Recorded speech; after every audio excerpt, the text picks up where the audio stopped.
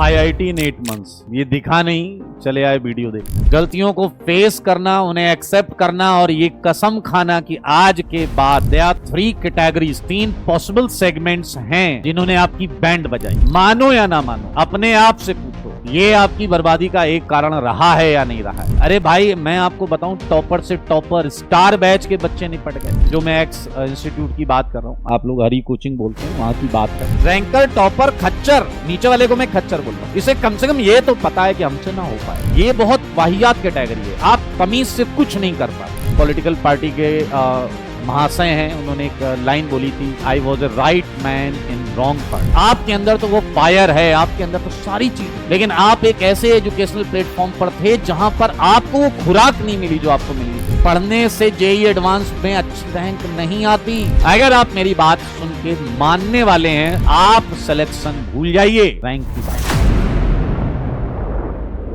IIT net मंस ये दिखा नहीं, चले आए वीडियो देखने। भाई क्यों जरूरत पड़ रही है ये वीडियो देखने की? सोचो, पूछो अपने आप से। IIT करने के लिए तो आपके पास 2 साल होते हैं, 11वीं 12वीं, और अगर ड्रॉप ईयर ले रहे हैं तो 12वीं के बाद 1 साल होता है। IIT नेट मंथ्स क्यों ये वीडियो देखना पड़ रहा है?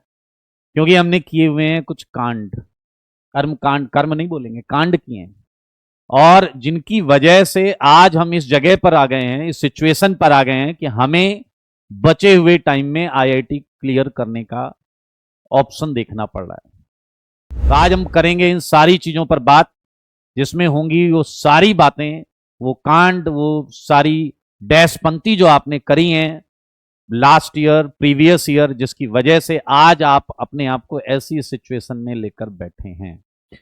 अगर आप वाकई चाहते हैं कुछ पॉजिटिव, तो पहले आपको एक एक मोमेंट को आज यहां पर देखना है, समझना है, जानना है। और देखिएगा यहां पर आपकी ही बात हो रही होगी। यू वुड फाइंड कि स्कैम सर यहां पर मेरी ही बात कर रहे हैं। तो अगर कुछ बड़ा पाना है तो पहले हमने जो मिस्टेक्स की हैं, जो गलतियां की हैं, हमें उन्हें फेस करना आना चाहिए। अगर हम फेस नहीं कर सकते तो हम कुछ बड़ा अचीव नहीं कर सकते। गलतियों को फेस करना, उन्हें एक्सेप्ट करना और ये कसम खाना कि आज के बाद हम ऐसी गलती दोबारा नहीं करेंगे। अगर आप ये कर सकते हैं, अगर आपके अंदर ये करने का मादा है, अगर आपके अंदर इतनी हिम्मत है, इतना पोटेंशियल है, तो फिर आप बहुत कुछ कर सकते हैं। आज का ये सेशन है उन्हीं के लिए जिन्होंने बहुत सारी डैशपंती करी है, लेकिन उनके अंदर अभी भी वो जमीर है, वो जीवित है, वो इंसानियत जीवित है कि नहीं यार मेरे को कुछ करना है, मेरे को कुछ करके दिखाना है। तो चलिए हम आपको लेकर चलते हैं उन मेन पॉइंट्स पर जिन्होंने आपकी बैंड बजाई है, आपकी ऐसी की तैसी करी है। तो चलिए, टू बी वेरी ऑनेस्ट, सामना करिए, फेस करिए इन सारे पॉइंट्स का, और सच बताइएगा कि इसमें वो वाला केस है जो आपके साथ हुआ था या नहीं। हम बात करने वाले हैं पुराने पाप की। कौन कौन से पाप? They are 3 categories, 3 possible segments हैं जिन्होंने आपकी बैंड बजाई। आइए ये 3 सेगमेंट्स में से 1 बाय 1 हम बात करने वाले हैं। स्टार्ट करेंगे ये बीच वाला, ये दिख रहा है आपको, ये हार्ट दिख रहा है, ये एरो बीच से, फ्रेंडशिप। हम बात करना चाह रहे हैं फ्रेंडशिप विद ओजी। ओजी मतलब अपोजिट जेंडर। मानो या ना मानो, अपने आप से पूछो ये आपकी बर्बादी का एक कारण रहा है या नहीं रहा है। फ्रेंडशिप विद अपोजिट जेंडर, जिसकी वजह से आज आपकी ये हालत हुई है। मेरे भाई ऐसे बहुत एग्जाम्पल मेरे पास हैं। अरे भाई मैं आपको बताऊं, टॉपर से टॉपर स्टार बैच के बच्चे निपट गए।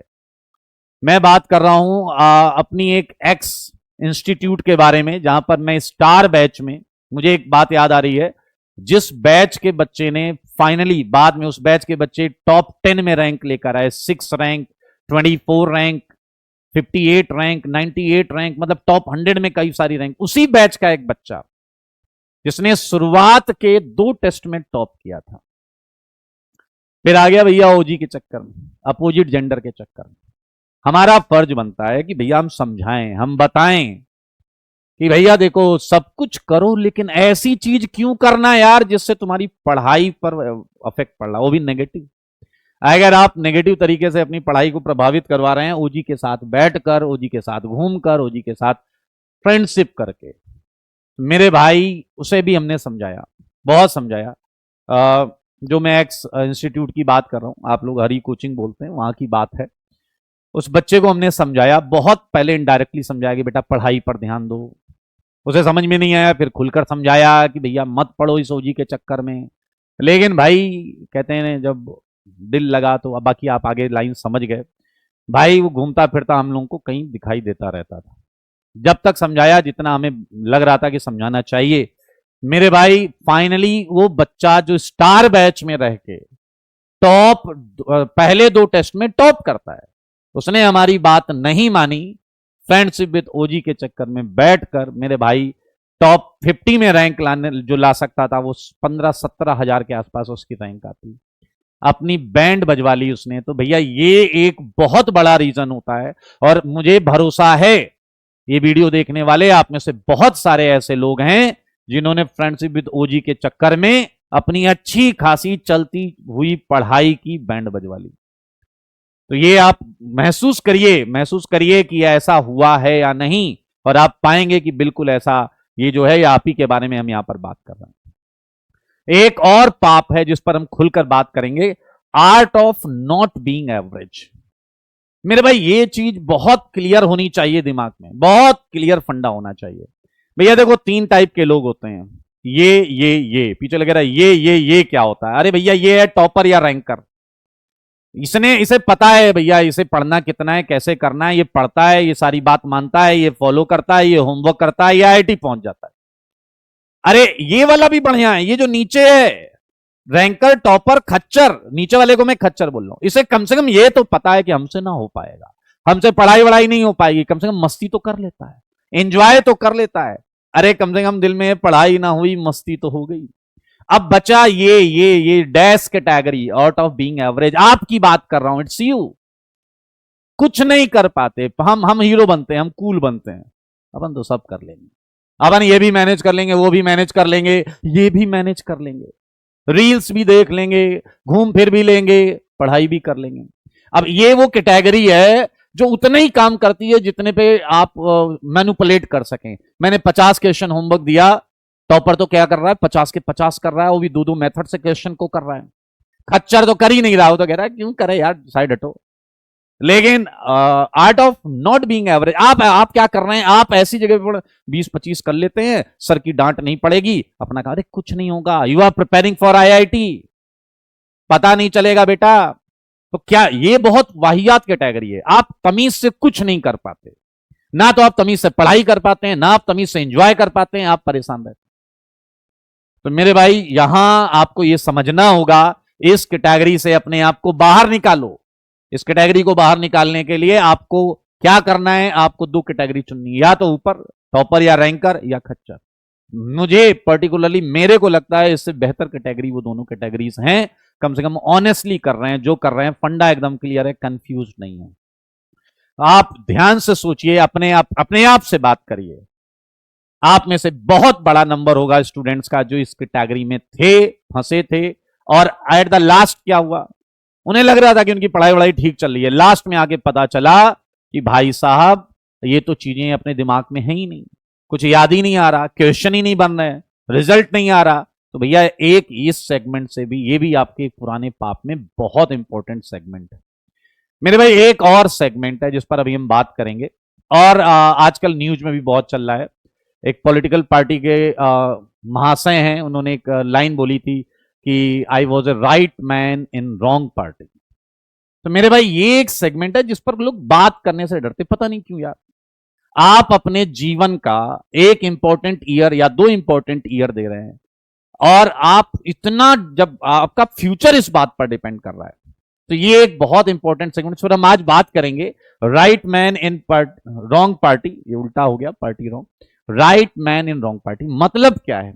आपके अंदर तो वो फायर है, आपके अंदर तो सारी चीज है, लेकिन आप एक ऐसे एजुकेशनल प्लेटफॉर्म पर थे जहां पर आपको वो खुराक नहीं मिली जो आपको मिलनी चाहिए थी। एक कह रहा नहीं, हमारा तो हमने XYZ पे हमारे भैया पढ़े थे, पढ़ के उनकी आई थी 2500 रैंक आ गई थी। अरे अच्छी बात है, आ गई यार, सिलेक्शन हो गया, लेकिन इस बात पर क्यों कौन बात करेगा कि वो 500 डिजर्व करता था, उसकी 2500 आई।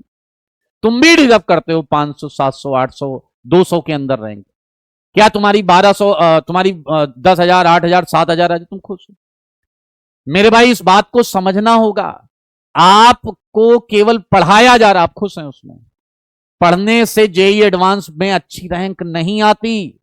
जहां सिखाया जाए वहां पर आपको देखना पड़ेगा, वहां से आपको करना पड़ेगा। इस बात को समझिए। आप समझ रहे हैं? आप तो आप में वो फायर है, आप करना चाहते हैं, सारी चीजें सब सही हैं, लेकिन अगर आप सही प्लेटफॉर्म पर नहीं पढ़ रहे हैं तो भी आप उस रैंक को, उस रिजल्ट को नहीं पा पाएंगे जो आप डिजर्व करते हैं। ये हैं पुराने पाप, इनमें पढ़ के आपने अपनी बैंड बजवाई है। इस बात को दिमाग में रख लो और ये सारी चीजें ध्यान से देखिए, सोचिए आपके साथ इनमें से क्या हुआ है। चलिए अब बात करते हैं देन व्हाट। एक art of not being average, friendship with OG, ये वाकई सारे पाप हैं। और अब हम बात करेंगे, अब होगा कमबैक, अब हम करेंगे कमबैक। कैसे कर सकते हैं? 8 महीने में आईआईटी क्रैक कैसे कर सकते हैं? लेकिन ये जानने से पहले आपको ध्यान से सुनना है और प्रॉमिस भी करना होगा, जो मैं बोलने जा रहा हूं वो आप न केवल सुनेंगे बल्कि उसे फॉलो करेंगे, मानेंगे। तो गारंटीड मैं बोल रहा हूं, अगर आप मेरी बात सुन के मानने वाले हैं, फॉलो करने वाले हैं, तो अगले 8 महीने में आप सिलेक्शन भूल जाइए, रैंक की बात करिएगा। रैंक की बात करिएगा, हम रैंक की बात करेंगे। करना क्या है? ध्यान से सुनिए, करना क्या है। तो पहले हम बात करेंगे उन बच्चों की जिन्होंने ड्रॉप लिया है और इस साल ड्रॉप ईयर में अपनी तैयारी करना चाहते हैं। तो मेरे भाई, ड्रॉपर्स के साथ भी एक प्रॉब्लम होती है। इन्हें लगता है ये सर्वज्ञाता है, इन्हें सब पता है। पता नहीं भैया, ये भ्रम क्यों हो जाता है तुम्हें? इन्हें लगता है सर मेरी क्या केमिस्ट्री में, ऑर्गेनिक केमिस्ट्री और मैथ्स में थोड़े से जो वो कैलकुलस खराब थी, यही मैं अच्छी कर लूंगा, मेरा आईआईटी में हो जाएगा। करके क्या आते हो? एग्जाम देने जाते हो, वहां पर इनमें भी तो थोड़ा बहुत इंप्रूवमेंट होता, बाकी सब्जेक्ट में बैंड बजवा लेते। तो मेरे भाई एक चीज ध्यान से सुनिएगा, आपको करना क्या है? आपको क्लासेस में रेगुलर रहना है। दूसरा, होमवर्क अटेम्प्ट करना है।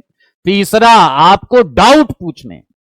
ये 3 काम करने के साथ, ये तो सबको करना है। आप ड्रॉपर स्टूडेंट हो, 12th स्टूडेंट हो, 11th स्टूडेंट हो, रेगुलर रहिए, होमवर्क अटेम्प्ट करिए, डाउट पूछिए।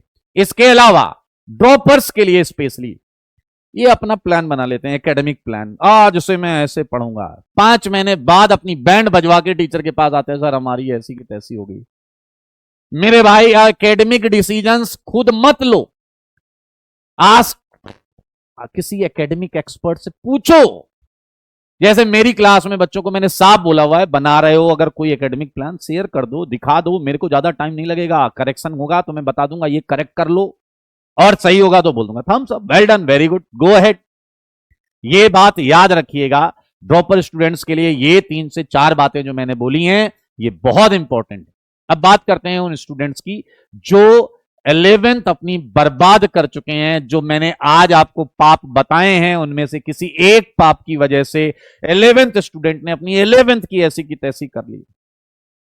अब करना तो चाहते हैं, मन में वो कहते नहीं, वो जमीर जीवित है, फायर है, आईडी का सपना जीवित है, हल्की हल्की सांसें ले रहा है, लेकिन कंफ्यूज हैं बच्चे कि सर करें तो करें कैसे।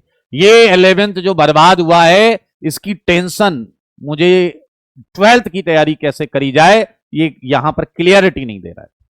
तो मेरे भाई बहुत सिंपल सी बात है, बहुत बढ़िया है।